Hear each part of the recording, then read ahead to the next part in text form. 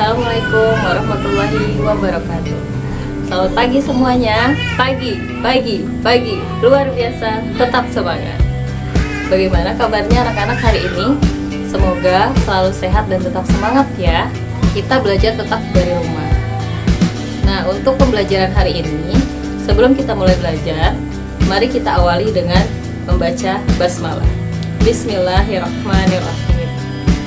Selanjutnya, kita buka buku tema 3, subtema 2, pembelajaran kedua. Pada hari ini, kita akan mulai pembelajaran tema 3, subtema 2, pembelajaran kedua. Kalau kemarin kita sudah belajar tentang penemuan televisi, sekarang tahukah kamu siapakah penemu jam? Apa manfaat dari temuannya untuk kehidupan sehari-hari? Mari kita simak penjelasan singkat tentang penemuan jam mekanik. Pada tahun 1430, masyarakat Eropa mengenal jam yang menggunakan pegas. Kemudian, di tahun 1656 terjadi perkembangan yang pesat dengan ditemukannya jam lonceng. Nah, pada jam ini sudah terdapat jarum penunjuk menit. Beralih ke tahun 1920, ditemukan jam saku, kemudian ditemukan jam tangan. Manusia terus melakukan inovasi untuk memiliki penunjuk waktu yang semakin tepat dan dapat digunakan sesuai kebutuhan pribadi. Sekarang, teknologi jam sudah jauh berkembang. Selain jam mekanik, ada pula jam elektronik, contohnya jam digital. Manusia kemudian dapat menggunakan berbagai pilihan teknologi penunjuk waktu sebagai pedoman waktu pribadi dalam melakukan kegiatannya sehari-hari. Nah, setelah kita lihat penjelasan singkat tentang penemuan jam, mari kita bahas beberapa hal berikut ini. Pertama, mengapa penemuan jam berkembang dari waktu ke waktu? Yang kedua, apa manfaat jam dalam kehidupan sehari-hari? Jam adalah pengukur waktu yang sangat erat dengan kehidupan manusia. Dengan adanya jam, kita dapat menentukan waktu untuk melakukan aktivitas. Dengan mengatur waktu yang baik, kita menjadi pribadi yang disiplin waktu.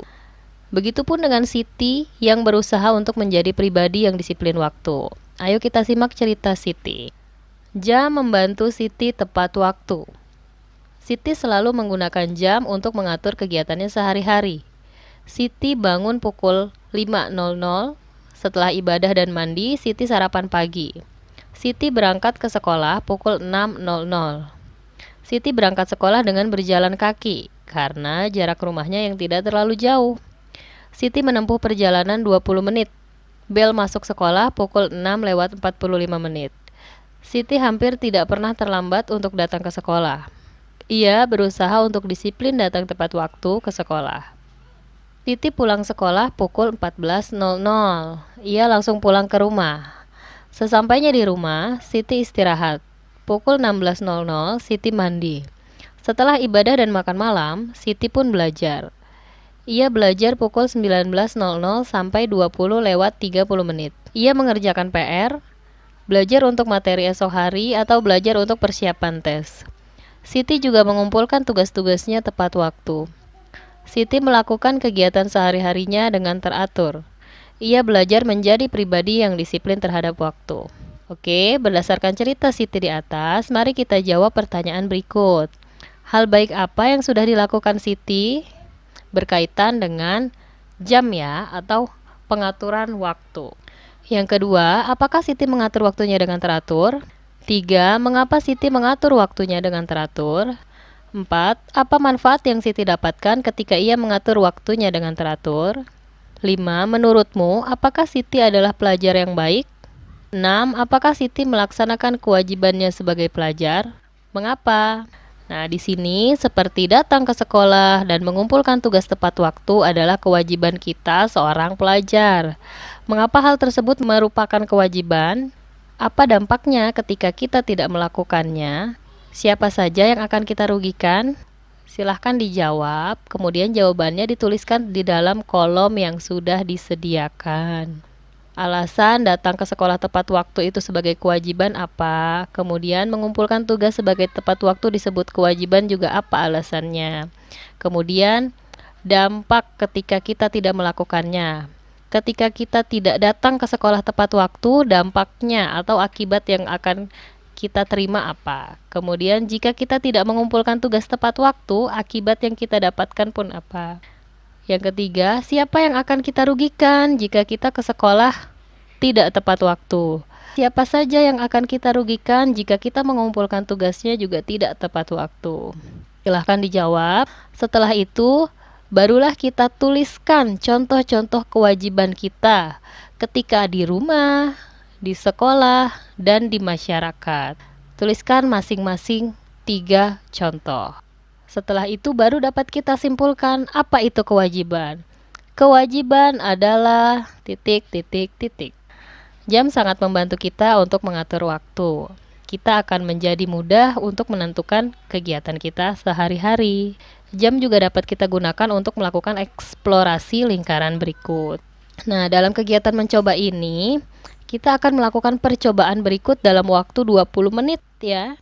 Siapkan minimal 5 benda berbentuk lingkaran dengan ukuran berbeda. Kemudian benang dan penggaris. Lilitkan benang pada benda berbentuk lingkaran. Kalau di sini ada spidol, lem, dan botol air mineral. Boleh kalian cari benda-benda yang ada di rumah kalian yang mudah didapatkan di sekitar rumah kalian. Setelah itu, ukurlah panjang benang dengan penggaris. Kamu akan menemukan keliling lingkaran. Benda pertama dililitkan di sekelilingnya. Setelah dililitkan, benang dibentangkan, kemudian diukur dengan penggaris. Berapa panjang yang didapatkan untuk benda pertama. Begitupun seterusnya benda kedua, benda ketiga, keempat, dan kelima sampai semua benda selesai. Ukurlah diameter benda tersebut. Pastikan cara mengukurmu benar. Jika pusat lingkaran terlihat, kamu dapat langsung mengukur panjang diameter lingkarannya. Namun, jika titik pusat lingkaran tidak terlihat, kamu dapat mencetak benda tersebut pada kertas dan mengguntingnya. Lipat guntingan menjadi 4 bagian sama besar. Maka, kamu akan menemukan titik pusatnya. Baru kemudian bisa diukur diameternya. Ini seperti contohnya ya. Jika titik pusatnya tidak terlihat, kita cetak dulu bendanya.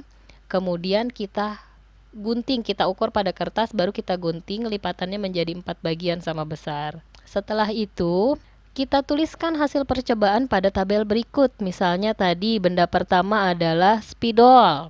Spidol keliling lingkaran. Keliling lingkarannya berarti panjang benang yang setelah kita bentangkan berapa sentimeter ditulis. Kemudian diameter lingkaran dari spidol tadi setelah kita ukur diameternya berapa. Benda kedua, ketiga, keempat, kelima, seterusnya sama hasilnya ya. Nah, berdasarkan tabel di atas, maka jawablah pertanyaan berikut. Jika keliling lingkaran semakin besar, apa yang terjadi dengan diameter? Kemudian, jika keliling lingkaran semakin kecil, apa juga yang terjadi dengan diameter? Sekarang mari kita coba bandingkan keliling dan diameter lingkaran. Benda pertama spidol, keliling lingkarannya berapa sentimeter yang didapatkan? Diameter lingkarannya berapa sentimeter? Kemudian kita bagi, besar keliling lingkaran kita bagi dengan diameter lingkaran. Nah, berapakah hasil perbandingan keliling dan diameter? Maka dapat disimpulkan, hasil dari keliling dibagi diameter mendekati 3,14 atau 22/7. Nah, nilai tersebut ini yang kita namakan pi. Biasa dilambangkan dengan seperti tanda berikut ya. Dibacanya pi. Keliling lingkaran dilambangkan dengan K. Diameter lingkaran dilambangkan dengan D. Kemudian perbandingan keliling dan diameter dilambangkan dengan pi. Mari kita tulis hubungan antara K, D, dan pi. Yang kedua, tulislah hubungan antara K, R, dan pi. Yang ketiga, tulislah rumus keliling lingkaran dalam D atau diameter. Tulislah rumus keliling lingkaran dalam R atau jari-jari lingkaran. Nah, setelah kita menemukan hasil perbandingan antara keliling lingkaran, diameter lingkaran, dan jari-jari lingkaran serta pi, kita akan mulai berlatih mengerjakan soal berikut. Sebuah lingkaran mempunyai jari-jari 10 cm.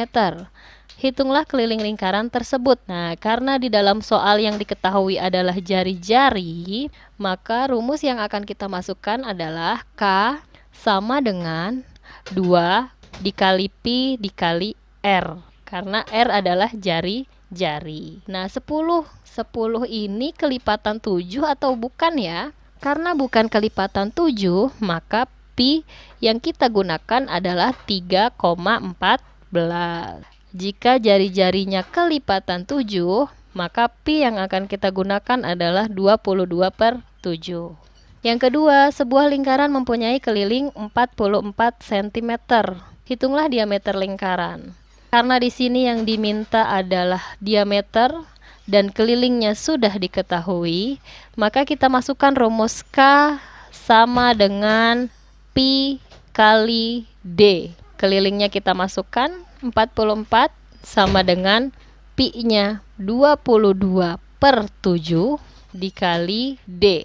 Karena D-nya belum kita ketahui. Baru D-nya kita tentukan. D sama dengan keliling dikali dengan pi-nya. Karena kalau pembagian pecahan itu dikerjakan dengan kebalikannya atau perkalian. Kebalikan dari pembagian adalah perkalian. Silahkan ditentukan hasilnya. Yang ketiga, sebuah lingkaran mempunyai keliling 628 cm. Hitunglah jari-jari lingkaran tersebut. Nah, sama seperti nomor 2, karena di dalam soal kelilingnya sudah diketahui dan diminta menghitung jari-jarinya, maka rumus yang akan kita masukkan adalah K sama dengan 2 dikali pi dikali R. Dengan ketentuan kelilingnya kita masukkan 628 cm, kemudian 2 dikali pi. Pi-nya adalah 3,14, baru dikali R, karena kita akan menghitung jari-jari lingkaran. R pindah sebelah kiri ya, R sama dengan 628 dibagi dengan tadi kelilingnya. Hasil kali dari 2 dikali pi, 2 dikali 3,14. Jadi 628 dibagi 6,28 sama dengan titik-titik. Hasilnya silahkan dihitung. Yang keempat, jari-jari sebuah lingkaran adalah 28 cm. Berapakah kelilingnya? Karena dalam soal yang diketahui adalah jari-jari dan 28 adalah kelipatan 7, maka dalam mencari kelilingnya kita masukkan rumusnya. K sama dengan 2 kali pi kali R sama dengan 2 dikali 22/7 dikali 28. Nah, ini bisa kita coret. 28 dibagi 7, coret 7 dapat 4. Nah, tinggal 4 dikali 22 dikali 2 kembali. Hasilnya sama dengan titik-titik. Nah, sampai sini, apakah kamu sudah tepat waktu dalam menyelesaikan tugasmu mencari keliling lingkaran? Apakah yang masih menjadi kesulitanmu? Ketika kamu menggunakan waktumu dengan baik untuk mengerjakan tugas yang kamu kerjakan akan selesai tepat waktu. Terus berlatih untuk tepat waktu dalam mengerjakan tugas ya. Nah, sekarang kita akan berlatih kembali menyanyikan lagu Mariam Tomong. Gunakan waktu berlatihmu dengan baik ya. Di pertemuan kemarin sudah kita pelajari lagu Mariam Tomong. Coba kita ulang kembali menyanyikan lagu Mariam Tomong dalam solmisasi atau notnya. Jadi belum liriknya ya. 1, 2, 3. Sol do do do do si si si sol la la si la sol sol sol la la si la sol sol sol mi fa fa sol fa re re do do do mi re re mi fa si si re do do do do mi re mi fa si si re do. Sekarang mari kita nyanyikan liriknya ya. Selendang madi ginjang kain panjang madi toru pangeol ni gonting masongon dengke mama ngolu. Oh Mariam Tomong dainang sinapang masin. Oh Mariam Tomong dainang sinapang masin. Demikianlah materi pembelajaran hari ini. Semoga videonya bermanfaat ya. Jangan lupa di subscribe. Subscribe-nya gratis. Wassalamualaikum warahmatullahi wabarakatuh.